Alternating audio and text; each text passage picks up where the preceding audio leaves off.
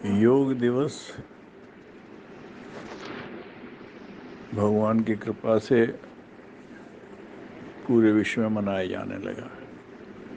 कुछ ही ऋषियों का ही अनुग्रह है कि हर एक के मन में एक हलचल मचा रखी थी।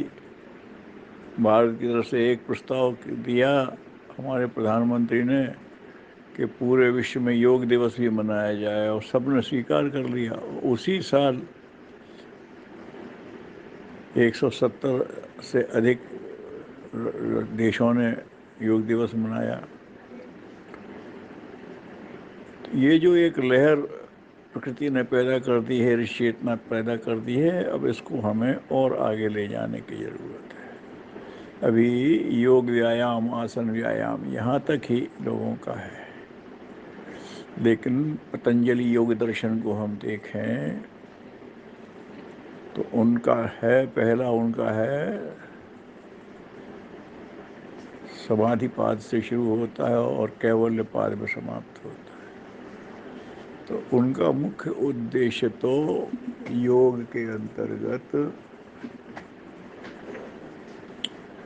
परमात्म योग ही था। आत्मा परमात्मा का योग कैसे हो, लेकिन कोई व्यक्ति परमात्मा योग की साधना तभी कर सकता है यह उसका शरीर भी स्वस्थ हो, उसका मन भी ठीक हो।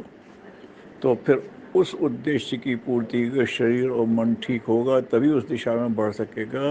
तो फिर उन्हें यम, नियम, आसन, प्राणायाम इत्यादि का बताया। तो जो अभी यहीं पर रुक गया है, वो लोगों को बहिरंग योग से अंतरंग योग की तरफ ले जाने की बात करना चाहिए। और मोटे अर्थों में इतनी बात कह सकते हैं कि योग व्यायाम करें, लेकिन ये देखें कि भगवान ने ये जो प्रकृति बनाई है, जो विश्व व्यवस्था बनाई है, उसमें मनुष्य के लिए एक अनुशासन बनाया है। तो मनुष्य अपने लिए बनाए अनुशासन को समझे तो भगवान द्वारा बनाए हुए अनुशासन को समझेगा और मानेगा, तो भगवान की निकटता तो मिलने ही वाली है, भगवान का अनुग्रह तो मिलने ही वाला है। तो ये बात को धीरे धीरे बहिरंग योग से अंतरंग योग की तरफ ले जाने का प्रयास धीरे धीरे करें। एकदम नहीं आएंगे लोग, लेकिन उन्हें क्रमशः कि अच्छा ये कर रहे हैं, अगर ये भी करें, उसका महत्व समझाएं, उसकी सुगम शैलियाँ समझाएं।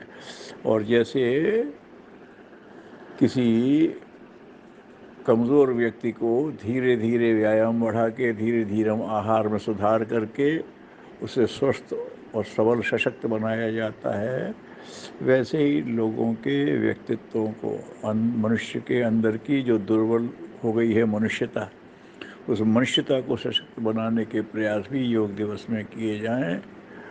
तो योग को समझने वाले, भारतीय दर्शन को समझने वाले, योग के साधकों का एक बहुत बड़ा योगदान होगा। उन्हें भी संतोष होगा और विश्व का भी कल्याण होगा। ओम शांति।